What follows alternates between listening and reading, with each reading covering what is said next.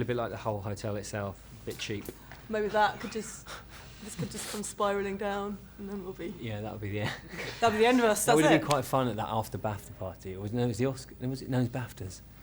Everyone, we should have seen the people sitting in here. I thought, that'd be amazing if that whole ball came crushing down. There's photos of limbs. Finish them all off, all those winners. Yeah. We're good to go. Oh, I'm not mate. Okay. So I actually saw this film in Berlin back in February, so way back now.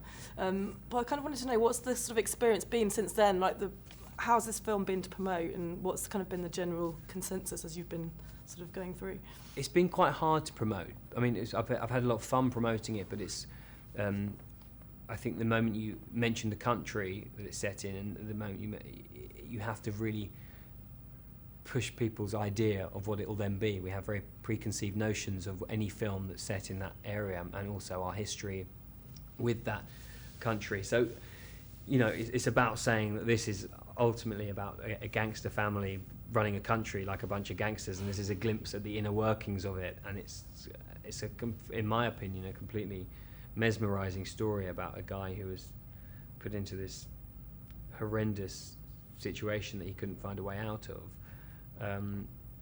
But it seemed, and I think also that people really genuinely don't know what to expect from it when they have no idea what this could be, but this sort of intrigue and about the way in which it has been, you know, the way in which they've come up with the poster and the trailer and the look.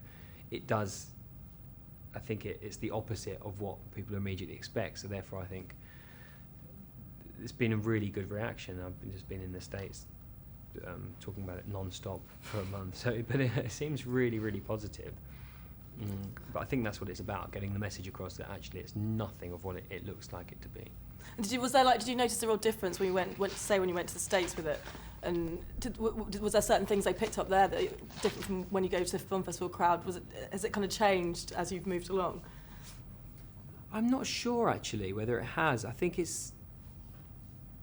I don't know. I think people are just captivated by the fact that that happened, by the idea of the body double itself, by the fact that these two guys were so different, and this, you know, it raises all sorts of issues. How much did Latif in the end get involved in this suddenly being thrown into this most opulent and extravagant, lavish, glamorous world, having been fighting on the front line, having to change your appearance and become someone else, having to become an actor when you have no training to do, and it being life-threatening if you get it wrong or if you're not very good at it.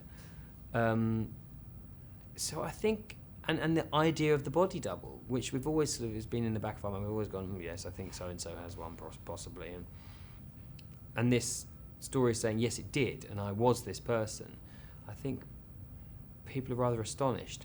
And there's such a sort of, I mean, the only thing I knew of Uday was, I remember as a kid being terrified of this figure who people had said, well, we can't remove Saddam because there's this son, the eldest son is much, much worse. And I remember being horrified by just that idea and being really young hearing that, but never really knowing who this person was and seeing the inner working, seeing who this person was and seeing how ridiculous he was and what a kind of such a repulsive man. And we are not removed from that. You know, the war is very much part of our recent history, and we were all exposed to it. It all affected us in some way. We felt very removed from it, I think, although it was very present. So to take a glimpse of it from a totally different angle and to really go inside it and see kind of how the society worked there as well, and the inner workings of this family, I think people are intrigued by. And you've talked a lot about sort of obviously playing what's basically 3 different kind of roles. But initially, did you have any sort of reservations about the fact that you were at Brit playing an Iraqi for a start? Was that sort of a big challenge to begin with? I stupidly, or for some reason, didn't think too much about it, and I don't know why. I now look at it and go, why did I read the script and sort of hunt it down and chase it and pester about auditioning for it? What made me think? And I think it possibly was when I saw the picture, when I started researching and having read it, and thought, oh, I could actually play that bloke. I don't look that different, even though I knew this should never be a accurate, detailed biographical account of who they were. It helped. It gave me a certain amount of confidence to be able to go in the room and say, I think it's possible that this guy from Britain can play these roles, and then I didn't worry too much about accent because I started to get hung up on it, and actually it was much more about the essence of who these people were physically and their speech patterns and the way they used language and the way they expressed themselves. And I'd spent some time in Jordan when I was much younger, and I had an idea of our cultural differences, which I really enjoyed investigating and working on. But to answer the question, I don't know what on earth made me think that I could play an Iraqi man. And one thing we can say about you is you're not being stereotyped here in all your roles. You're doing a lot of very varied, very different roles. Is that sort of a conscious thing that you're looking for something totally different every time, or what's the sort of common thread that runs through? Yeah, the common thread is just something that I've enjoyed reading, and that I don't necessarily think I can bring a lot to, but something that I think won't be easy, or will push me into finding something else about this particular character, giving it a dynamic, or if it's possible, if you can find a dynamic within that script, within this character, then it's worth doing. They've definitely not set out to go, I must do this now, or I must do this. This is very different from that, and therefore I'll do this. That's never been. I probably should, but it's not something that I've done. So this just happened to come along, and I auditioned for it, and I mean, you get to be two totally different people, which I sort of immersed myself in and loved every moment of it. Felt very empowering, a very was very rich and very artistic way of working. I felt very involved in it, where often you can feel on a film set quite removed from the centre of it, you know, from the creativity of it. You come in occasionally and you could do a line here and there, and I think that's much harder, actually, much more difficult. And you're playing another real life role in My Week with Marilyn. Have you sort of developed now a bit of a process of how you approach when you're playing someone who is a real character, or is that kind of irrelevant when you? It's kind of relevant, but actually it's extremely helpful, because they're all the work. It's ultimately it's laziness, but all the work you need to do, or you should do, when you're creating someone and wanting to make a three-dimensional person, you want to make something that's real and totally believable, and that's essentially what you're doing. When you have someone that's existed, it's all there. All that information is there. You don't need to kind of make it up in your head. And when you create it in your head, you're always disagreeing with yourself, or going, that was a bad decision, I don't think you should actually be like that. Maybe it's like this, and then you're changing, so it's quite unsettled.